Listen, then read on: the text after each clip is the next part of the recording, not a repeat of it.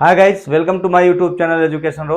आज हम पढ़ने वाले हैं फ्यूचर कॉन्टिन्यूअस टेंस के बारे में। आप सभी को पता है फ्यूचर का मतलब क्या होता है, भविष्य की चीजें। फ्यूचर कॉन्टिन्यूअस का मतलब भविष्य में होने वाले कुछ ऐसे कार्य जो कुछ कार्य पूरा हो गया हो और कुछ कार्य पूरा ना हुआ हो। आइए हम देखते हैं पहचान क्या है। तो फ्यूचर कॉन्टिन्यूअस की जो पहचान होती है वो होता है रहा होगा, रही होगी, रहे होंगे इत्यादि। अर्थात जिस वाक्य के अंत में आपको रहा होगा, रही होगी, रहे होंगे मिलेंगे, वहां क्या होगा, फ्यूचर कॉन्टिन्यूअस टेंस होगा। ठीक है, बच्चे हंसेंगे नहीं, चुपचाप बैठे रहें।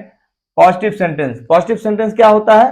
पॉजिटिव सबसे पहले सब्जेक्ट लिखना है, उसके बाद शैल बी या विल बी में से एक, उसके बाद वर्ब के फर्स्ट फॉर्म में एनजी, उसके बाद ऑब्जेक्ट, उसके बाद रेस्ट ऑफ द सेंटेंस मतलब शेष वाक्य।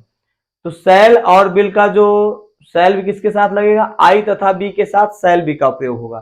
कहा यूज करेंगे?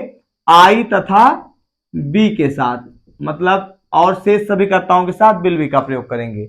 देखिए मैंने यहाँ एक एग्जांपल लिया, श्याम गा रहा होगा। तो श्याम गा रहा होगा, सबसे पहले हम सब्जेक्ट लिख दिए, उसके बाद will be, Shyam will be. क्योंकि यहां अगर आई और बी आया होता तो हम क्या लगा देते? शैल बी का उपयोग करते। यहां आई बी नहीं आया इसलिए हम क्या लगाएंगे? Will be. Shyam will be, और गाने की अंग्रेजी सिंग होती है क्योंकि इसमें कॉन्टिन्यूअस आईएनजी का प्रयोग होगा, तो क्या हो गया? Shyam will be singing. Okay. और निगेटिव जो बनेगा, तो आप सभी लोग जाने निगेटिव में कुछ करना नहीं है आपको। जैसे श्याम नहीं गा रहा होगा तो यहीं आपको नॉट लगा देना। जैसे श्याम, यहां लगा देना not. Shyam not, Shyam will not be singing.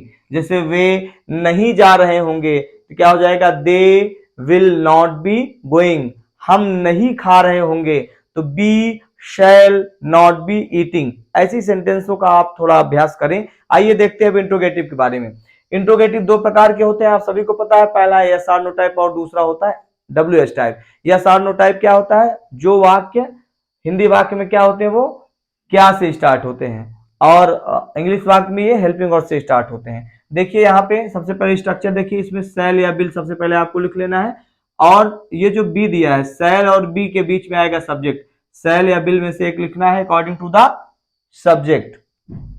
Cell या बिल, उसके बीच में सब्जेक्ट, उसके बाद भी वर्ब के फर्स्ट फॉर्म में एनजी, उसके बाद ऑब्जेक्ट, उसके बाद रेस्ट ऑफ द सेंटेंस, और don't forget to add question mark. ठीक है। क्या वे सोच रहे होंगे, सबसे पहले आया क्या। क्या से स्टार्ट हुआ तो मैंने बताया है कि यस और नो, इसमें हाँ और ना की भूमिका होती है, इसीलिए क्या वे सोच रहे होंगे। सबसे पहले क्या लिख देना? बिल लगा दिए हम, क्योंकि वे सब्जेक्ट है। We will use the helping और according to the subject. They क्या है? यहाँ पे सब्जेक्ट है तो बिल दे, और यहाँ हो गया बी, तो बिल दे बी, सोचने का अंग्रेजी हो गई थिंकिंग। तो ऐसे ही आप सेंटेंस बना सकते हैं। क्या वे सोच रहे होंगे, क्या वे गा रहे होंगे, तो बिल दे बी सिंगिंग। क्या वे आ रहे होंगे, तो बिल दे बी कमिंग। ठीक है। अब यहाँ पे डब्ल्यू एस टाइप लेते हैं। तो डब्ल्यू एस टाइप में क्या होता है?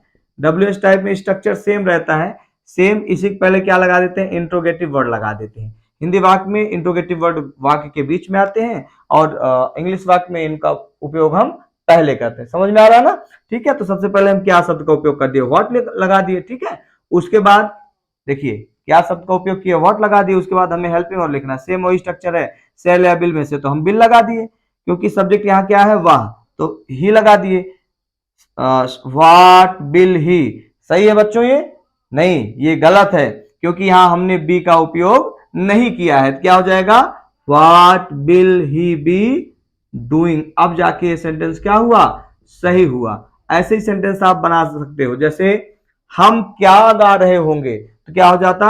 What shall be, W E be singing. I hope आप सभी को समझ में आया होगा टेंस। इसी तरह से जानकारी पाने के लिए आप मेरे इस चैनल से बने रहें, और मेरे इस चैनल को सब्सक्राइब करना, लाइक करना और शेयर करना ना भूलें। धन्यवाद।